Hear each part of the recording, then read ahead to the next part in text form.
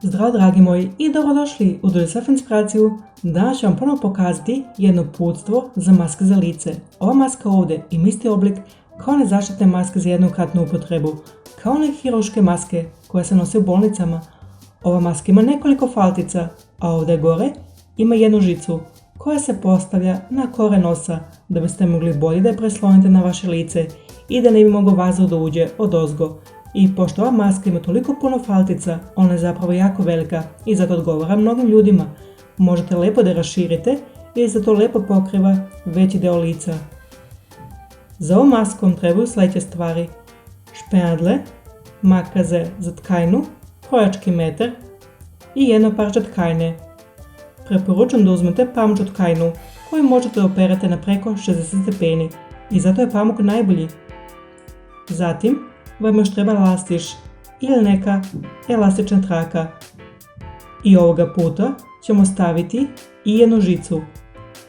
Ako nemate pravu žicu, onda možete da uzmete spajalicu kao ja. Samo je otvorite i ispravite. Imate i na nekim fasciklama one deblje žice u sredini. Pogledajte što se imate kod kuće, možda ćete nešto pronaći što će vam biti od pomoći. I onda napravite ovakvu žicu. Ta žica ne mora da bude ovoliko dugačka kao ova žica ovdje, ali mora da bude oko 5 do 10 cm dugačka. Ovoliko otprilike. Koji nije previše komplikovan kod ove maske, trebam samo jedna žica, zatim dve elastične trake koje su oko 25 do 35 cm dugačke. Sve zavisi od toga koja je dužina potrebna. Ukoliko je ovo prva maska koju pravite, neka onda vaše trake budu 35 cm dugačke. Možete posle još da ih skratite, tako što ćete da napravite po jedan čvor iza uveta, a možete i da ih skratite i sečete trake i onda ih ponovo ušite. Dakle, bolje je da su malo veće nego su premale. Ja imam malu glavu i zato su moje trake samo 25 cm dugačke, ali prilagodite te trake vaše glavi. Dakle, trebaju vam dve trake dužine 25 do 35 cm i pored toga vam još trebaju dva komada tkajne. Jedan deo koji će ležati s polja, on je nešto veći, on je 25 puta 20 cm velik. Dakle, 25 puta 20 cm. Visina iznosi 20 cm, a širina 25 cm. Da znate koliko imate neku tkajnu s određenom šarom. I onda mi još treba jedno manje parče za unutrašnju stranu. To je jedan kvadrat veličine 20 puta 20 cm. Počet ćemo odmah sa ova dva komada tkajne. Položite ovaj veći deo ovako na sto. Šira strana treba da leži ovdje dole, a uža strana ovdje bočno. A onda uzmite ovo manje parče i položite ga tačno ovdje u sredini, licem na lice. To znači da lepša strana treba da leži s unutrašnje strane. Možete da uzmete vaš krojački metar ili lenjer da biste provjerili da li imate jednako rastojanje s obe strane. Da ste jednako udaljeni od ivice na jednoj i na drugoj strani, jer ovaj kvadrat mora da leži tačno u sredini. I onda ćete ovu donju ivicu i ovu gornju ivicu lepo ušiti. Nakon što ste ušili gornju i donju ivicu, onda već možete sve polako da izokrenete. Jednostavno okrenite tkajnu na drugu stranu. To ide ovoga puta veoma lako, zato što su ove druge stranice još otvorene. Možete i neku drugu boju ili neku drugu tkajnu da stavite s unutrašnje strane. Onda će se ta strana dosta razlikovati i znaćete odmah koja strana ide iznutra, jer će onda unutrašnja strana drugačije izgledati. Ali ukoliko ste uzeli istu tkajnu, ni to nije nikakav problem. Sad lijepo položite obje ivice dole i gore. Ukoliko želite da vam ova ivica bude još ravnija, onda možete dodatak za šivanje da prepeglate preokretanja i onda možete ponovo ovu ivicu da prepeglate s ove strane, da bi ivica bila glatka i uredna. Ali možete samo ovako da je položite i to je sasvim dovoljno. U narednom koraku moramo da postavimo žicu. Zato pogledajte kako ćete ovu masku stavljati na vaše lice. Ukoliko imate neku određenu šaru, onda morate prvo da vidite koja strana ide gore, a koja je dole. Kod mene to sada nije toliko bitno, zato ću sve to opet okrenuti i izabrat ću jednu stranu koja će ležati gore. I tu ću onda postaviti žicu.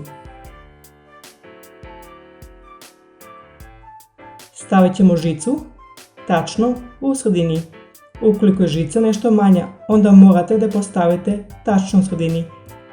Tako da imate jednako rastojanje s jedne i s druge strane. Ovako. I onda ćete to špenadlama lepo da fiksirate. I nakon toga ćete oko cijele žice napraviti jedan ravan šav sa svih strana, da ne bi mogla žica više da se pomeri.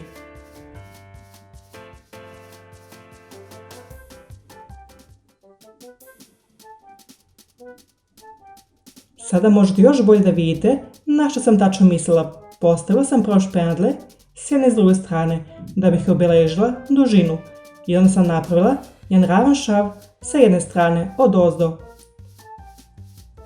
I onda sam ušila i ovaj deo gore i pre nego što sam zatvorila drugu stranu stavila sam žicu unutra jer tako je mnogo lakše. I onda sam ušila i tu drugu stranu. Tako sam napravila ovu malu pregradu, ovaj mali šlic, gdje će ležati žica unutra da ne bi klizila po čitavoj maski. Ovako smo je lepo fiksirali i ona više ne može da se pomeri. A sada vam treba vaša pegla, mnogo je lakše kada to odradite pomoću pegle. Ova maska treba da ima faltice, to je 3 falte u sredini i to ćete mnogo lakše uz pomoć pegle da napravite. Prvo ćete ovu ivicu dole lepo da prepeglate, da bi to bilo glatko i uredno. Cijelu tkajnu lepo prepeglajte da je bila ravna i glatka. I onda ćete obeležiti gdje ćete te faltice da postavite.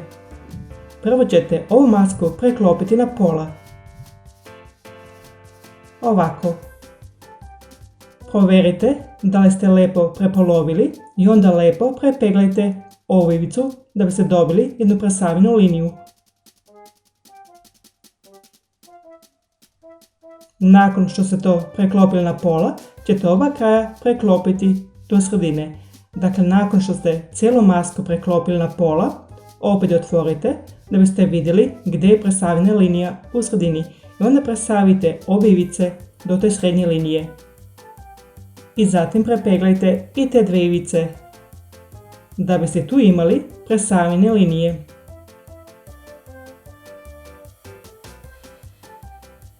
Ovako.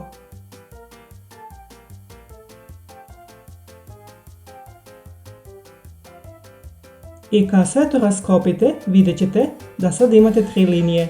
I ako ste to presavili kao unutra, i ako ste to radili s ove strane, onda su faltice već na pravoj strani, jer sada ćete uzeti jednu ovu presavljenu liniju i presavit ćete je oko 1 cm na dole. Možete to onda da fiksirate špenadlama, a možete tu ivicu onda da prepeglate. To ćete tako raditi kod svake falte. I ako ste sve presavili na pravoj strani, onda sve falte već nalaze na pravoj strani i morate samo da ih presavite malo na dole. Sve 3 faltice ćete tako odraditi. Oko 1 cm ćete presavijeti te falte na dole. Možete da postavite špenadle, a možete to da ispeglate. Uradite to i na drugoj strani i onda ste već dobili sve faltice.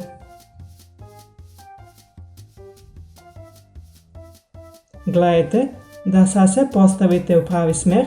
Ja sam sve faltice lepo prepeglala da bi tako ostale da leže. Morate da vodite računa da ova gornja ivica sa žicom leži gore, a da falte gledaju na dole. Ne obrnuto, već falte moraju da gledaju na dole, a žica mora da leži gore.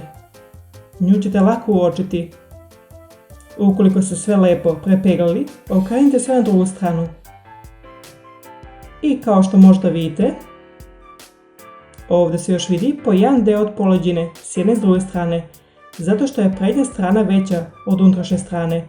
To nam služi da bi mogli da napravimo po jedan prolaz za trake s jedne i s druge strane. I to ćemo raditi na šivaćoj mašini. Lepo prepeglajte taj deo da bi sve bilo glatko i onda presavite ovu ivicu jednom i još jednom da bi ona ležala na unutrašnjoj tkajni. Poleđina od ove spoljašnje tkajne se onda neće više vidjeti jer ova ivica treba da leži na ovoj unutrašnjoj tkajni. Prvo lepo prepeglajte ovu ivicu i onda napravite ravan šav duž same ivice. Isto to ćete raditi na drugoj strani da bi lepo zatvorili cijelu masku i da se ne bi vidio ni jedan šav više.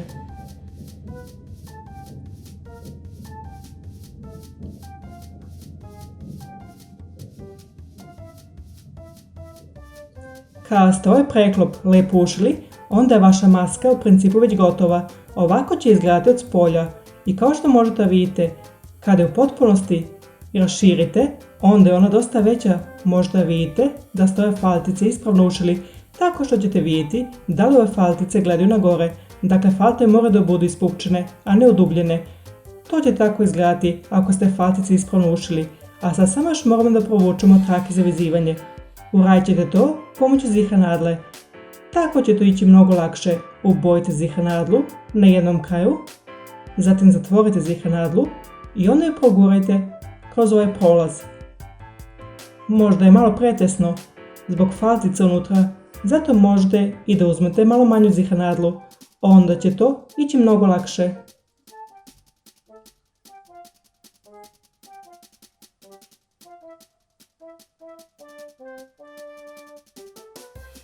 Ako ste uspjeli da provučete jedan kraj, onda ćete imati jedan kraj s jedne strane i drugi kraj s druge strane. A sad imate dvije mogućnosti. Možete ova dva kraja lepo da ušite i onda možete to da sakrijete negdje unutar prolaza, a možete i ova dva kraja da vežete u čvor. To prepuštam vama kako ćete to da odradite. Mislim da ćete izgledati urednije kada to budemo ušili, jer ako napravimo čvor, to će se pomalo premjećivati. To ćete uraditi s ove strane i onda ste već gotovi. Tako, moja maska za lice je već gotova. Mislim da je ovo sjajan model. Ova maska je malo bezbednija, pošto imamo ovu žicu koju možemo da postavimo na kore nosa. Tako možemo bolje da je preslonimo i onda ne mogu virusi da uđu odozgo. I zbog ovih faltica možemo masku lepo da raširimo i zato odgovara mnogim ljudima. Ova maska izgleda isto kao one hirurške maske za jednokratnu upotrebu koje se nose u bolnicama. Nadam se da vam se dopao ovaj video i da vam je bilo zabavno. Hvala vam što ste gledali Do It Yourself inspiraciju. Ukoliko želite da pogledate još više snimke, molim vas, posjetite moj kanal i pretplatite se i tako budete uvek informisani o novim video snimku. Na mom kanalu sam postavila još razna uputstva za maske za lice. Ukoliko vam se ne dopada ova maska, možda ćete pronaći neku drugu masku koja vam se više dopada.